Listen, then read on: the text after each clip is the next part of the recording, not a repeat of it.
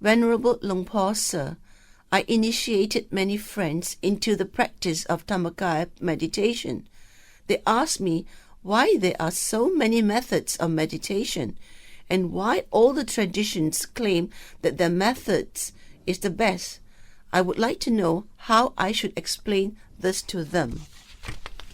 First of all, you must know the principles of practicing meditation, and then you will easily find the way to explain. Briefly, the principle of the practice of meditation is only to train the mind to be still and calm.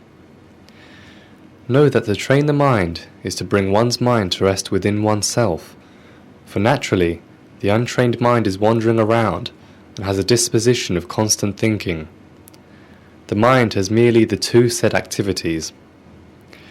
For instance, in the meantime while you are sitting here, your mind may travel to China, or to Had Yai, or as far as Patani.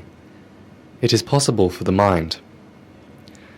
The mind possesses the nature of non-stop thinking, especially when you are alone. The more the mind thinks, the more it is woven, because the untrained mind is always easily attracted by external things and falls into the whirlwind of thoughts. The Lord Buddha taught people to practice meditation in order to bring their minds back to the center of their bodies, so that their minds will have no wandering, no extraneous thoughts, and will not be in a vexed and confused state, and will become even more powerful. Although there are as many as 40 methods of meditation practice, the main traditions are only a few, and the rest are supplemental. The reason for having both main methods and supplementary methods of practicing meditation is to suit people of different temperaments. Some people are temperamental, the others are either intellectual or torpid. I think that the existing number of principal meditations in Thailand is primarily 3 to 5. The rest of more than 30 methods are supplementary.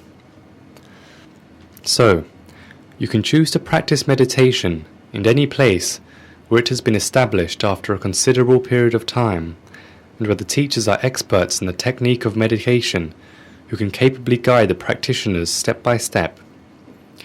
This is because all the techniques of Buddhist meditation were discovered and taught by the Lord Buddha. They do not belong to any individual meditation teacher or any meditation school. If the teachers are experienced in the teaching of meditation, you should go and set your mind to learning with them. After having earnestly practiced for a certain period of time, but do not feel the satisfaction with the result, you can try a new tradition.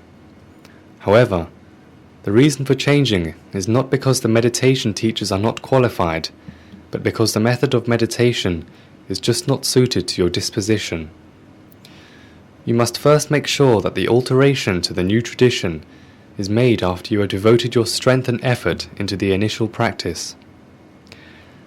If you practice for a while and keep changing around, the meditation training will never come to fruition. In conclusion, principally, the practice of meditation aims to focus the mind, which by nature is wandering outside the body, back to the center of the body, and continue to carry on with the concentration. Practically, no matter which techniques they are, if the process is not distorted from what is described in the original Buddhist canon, it will give the practitioners the achieved result. And advisably, you should give yourself the chance to receive the instruction and verify your experience with the qualified meditation teacher. Then, with the teacher's experience, he will be enabled to see whether your disposition is suited to the technique of meditation.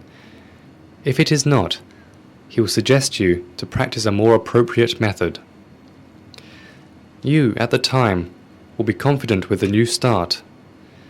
Anyway, the most important factors of achievement are earnestness and consistency. Do not practice hazardly. Instead, you should constantly remind yourself of the Lord Buddha's resolution on the day before his enlightenment. When the day before his enlightenment arrived, he made up his mind. After 6 years of serious ascetic practice, He was confident of his long assiduousness and the accumulated experiences from various great teachers. He knew that the last thing to do was to have the determination to achieve the goal of enlightenment. He, after having sat himself down on the meditation seat, therefore made a resolution. Even if my blood dries out, my flesh, my bones, sinews, and my skin shrivels, I shall not relent from my resolve. Never from this seat will I stir, until I have attained supreme enlightenment. Or, to speak sincerely, let me die if I do not become enlightened. You too are to try with the utmost effort before giving up the present method and engage in a new tradition of meditation practice. To what extent do the words "practice faithfully" imply? The extent of the Lord Buddha's determination to enlightenment was at the cost of his life. However, for us, it may not be that much. At the least, it should imply an hour-long practice of meditation after waking up, and another hour-long meditation before going to bed. Through the day, create the feeling that your mind is united with the center of your body while conducting all activities. Whenever you realize that your mind has wandered outside your body, just bring it back gently. Continuously integrate meditation into your everyday life and make the promise to yourself that you must practice meditation daily. Before long, you will be able to see the remarkable progress in your meditation experience.